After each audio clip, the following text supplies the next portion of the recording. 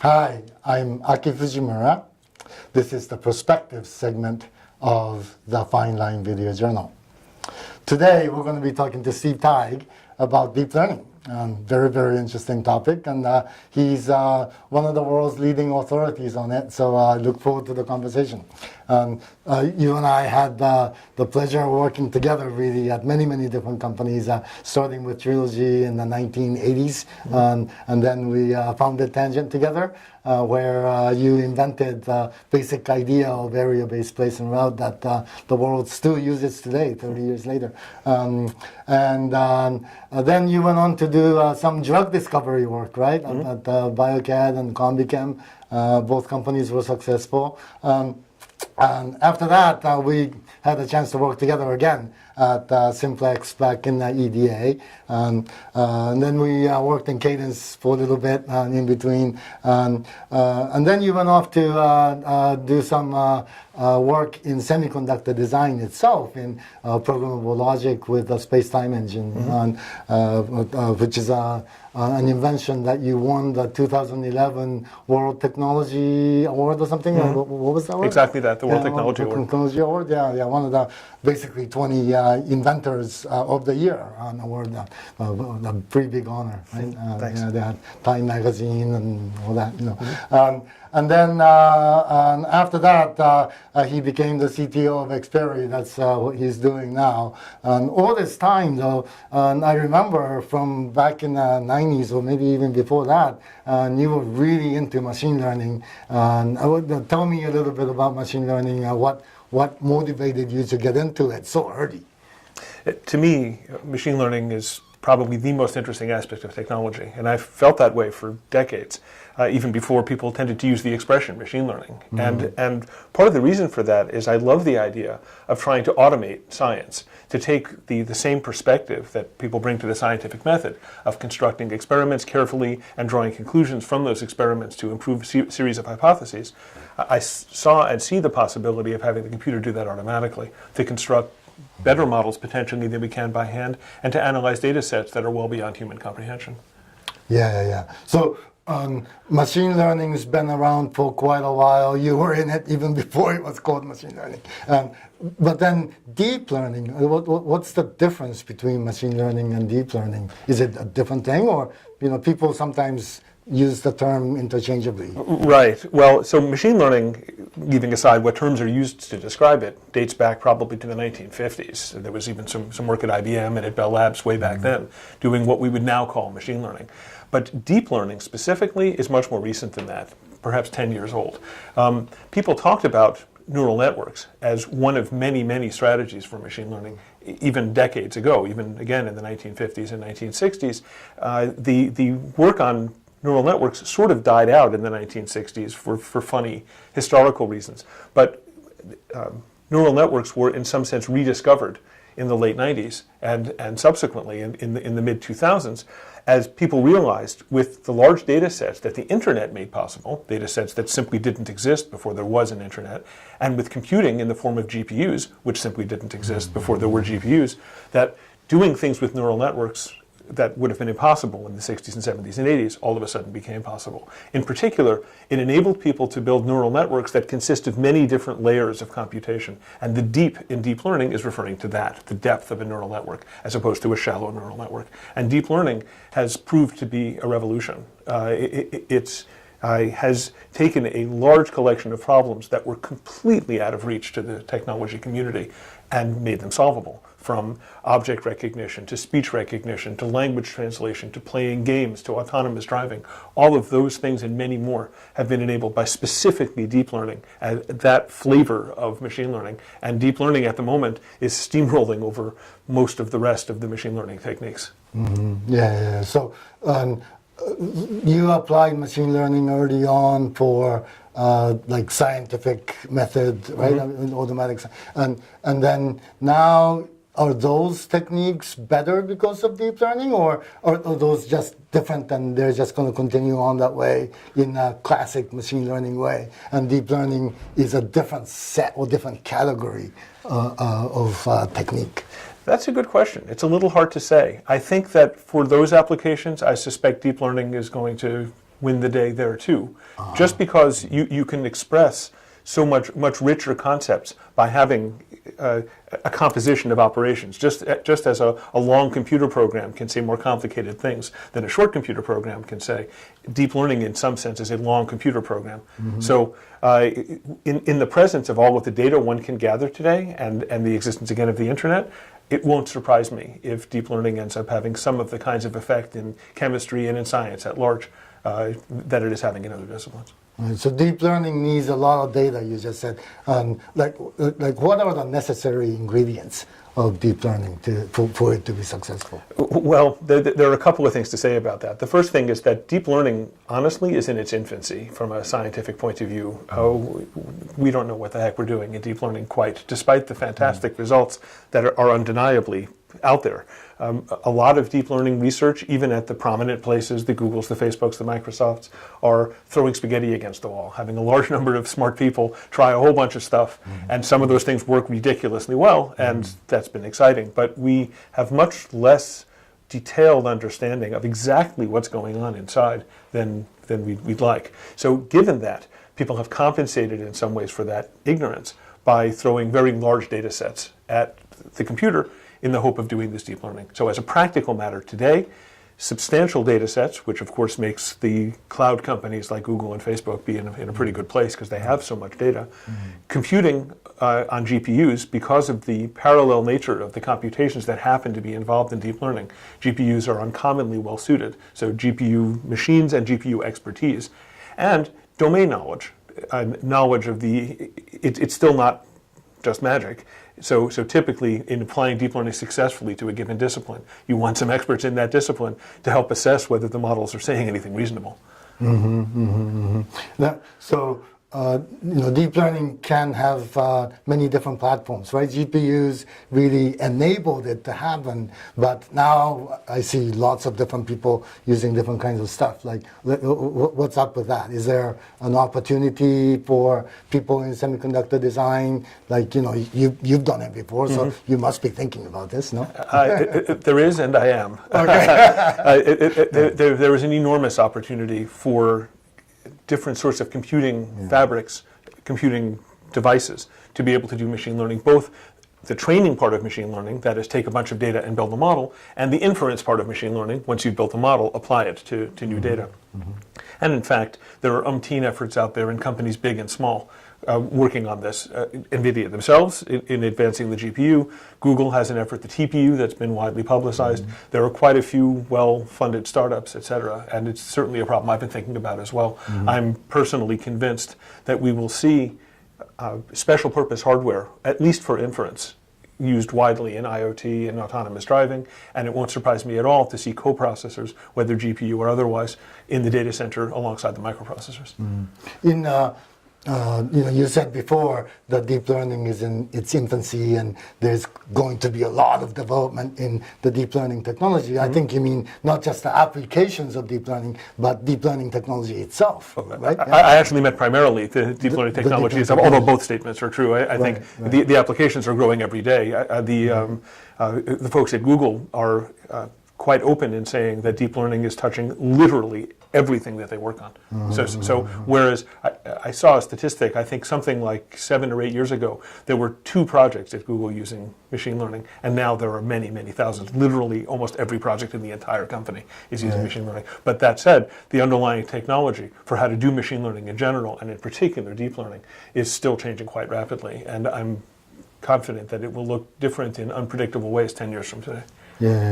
So, but when the fundamental technology in what you want to do is changing so fast, how do you make like a specialized hardware out of that and make it stick? That's a great question and a source of risk for those companies that are building specialized hardware, and that's exactly what NVIDIA would tell you, that sure, the idea of building special purpose hardware sounds like a good idea, but if you don't have a general purpose programming fabric of some kind, you're going to lose. You're going to get surprised negatively by some change in deep learning, and that is certainly a possibility.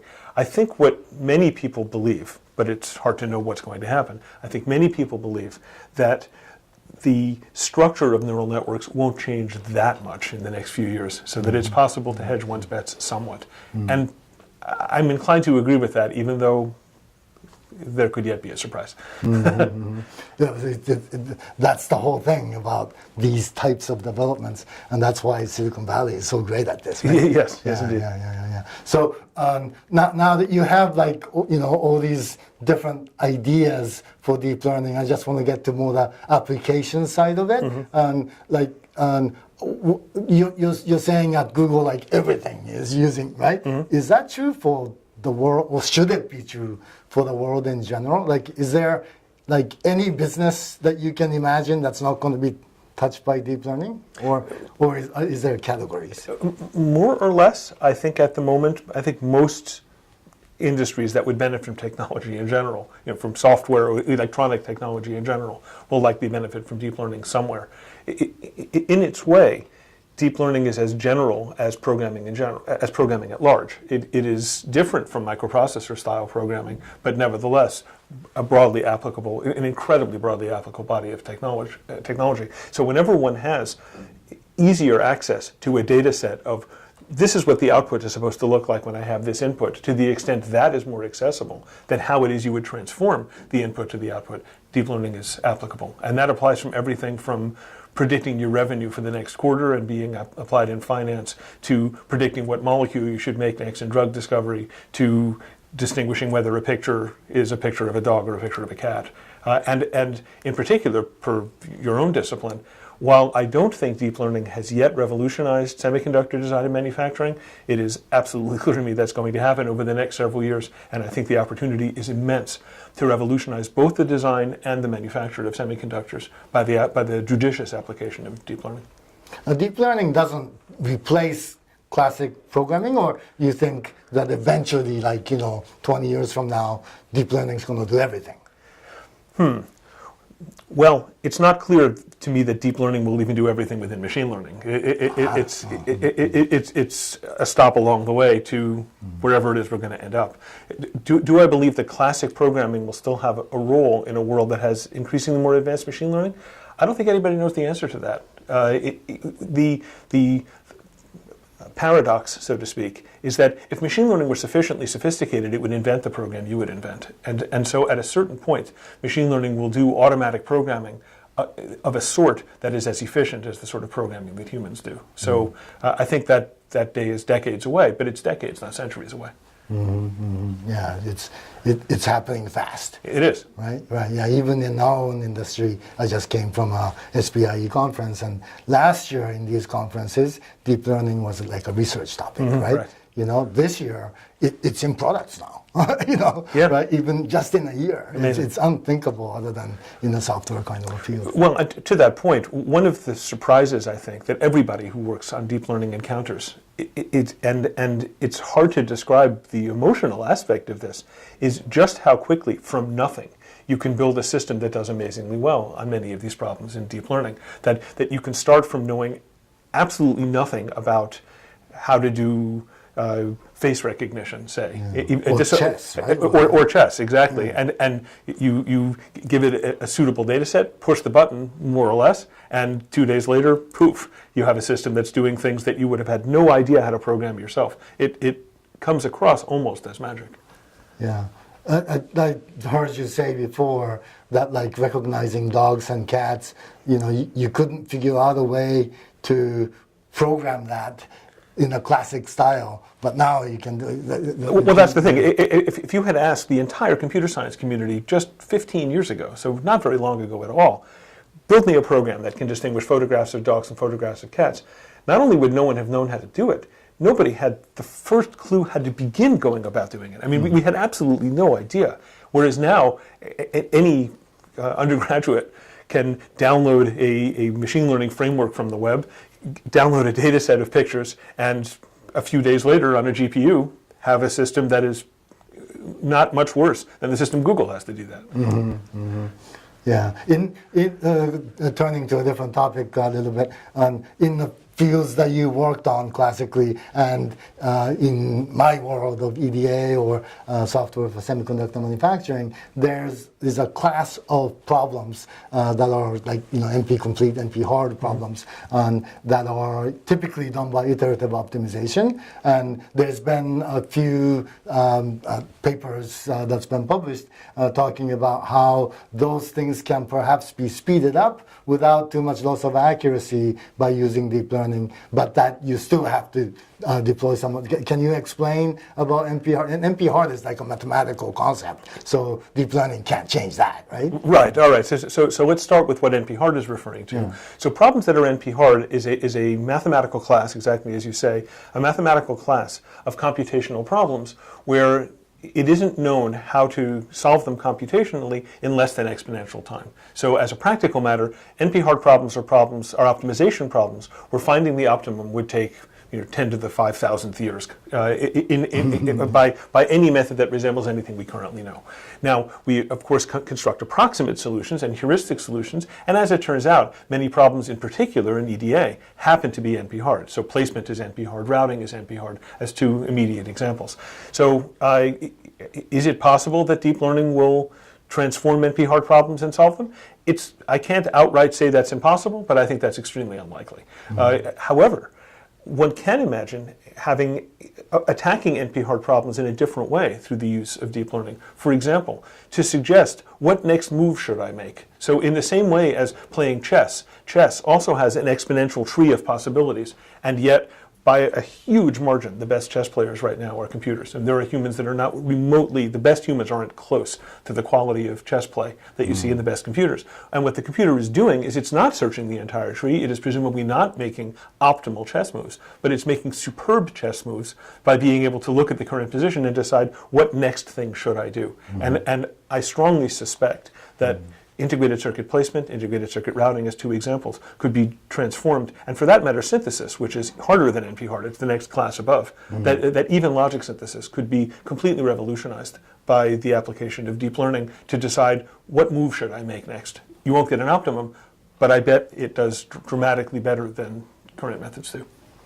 So definitely in EDA, but I think you were saying before, in general, for any company, is this like how big of a discontinuity could this be? Is this discontinuities in strategic thinking, or things that are both opportunities and huge threats, right? Like if you don't do it first, exactly, you might end up losing the whole franchise. Is it that level? I definitely think it is of that level.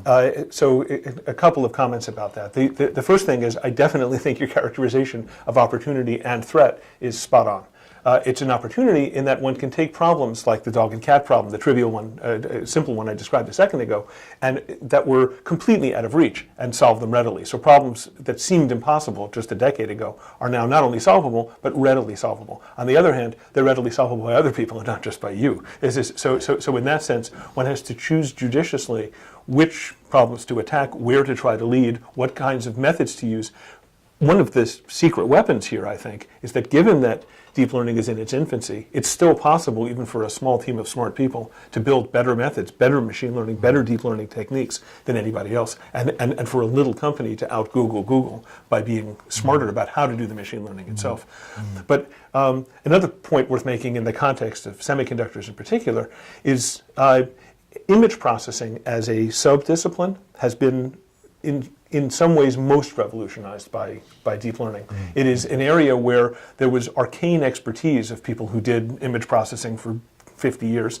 And interestingly, I'm tempted to say sadly, much of that learning is being displaced by deep learning, which is just way better at image processing of essentially all sorts than the mountain of very sophisticated classical image processing algorithms. Well, as you know better than I do, there's a ton of image processing in silicon manufacture. And as far as I can tell, deep learning hasn't yet revolutionized it, but I bet it will, and I bet it will soon. Things like OPC, things like mask inspection, even the post-processing, doing examination of masks for defects and categorizing those defects. Defect characterization, exactly. All of those problems which are in the general category of image processing, those are just the kinds of problems that deep learning beats to death. They are the semiconductor manufacturing equivalent of face recognition and object recognition and autonomous driving, all of which have been completely transformed over the last few years, specifically by deep learning. Right. In automatic defect categorization, we're starting to see products, but deep learning is like a on-off switch. Like, like once you have deep learning, you take a lead, but when the other companies learn to do deep learning, then they caught up and that's it? Or, is it more like this, where deep learning, techniques are going to improve and you have to get a head start so that you continue to stay ahead. My own opinion is there's definitely a head start to be had. There are still several years of fun to be had as methods improve, as data sets improve, as the combination of domain knowledge and the deep experience, no pun intended, of working with masks for many years is combined with understanding of deep learning, with understanding of how to use GPUs for acceleration. Having a confluence of expertise in machine learning and expertise in a given domain with advanced computation, I think has several years of legs in front of it. Great. Well, thank you, Steve.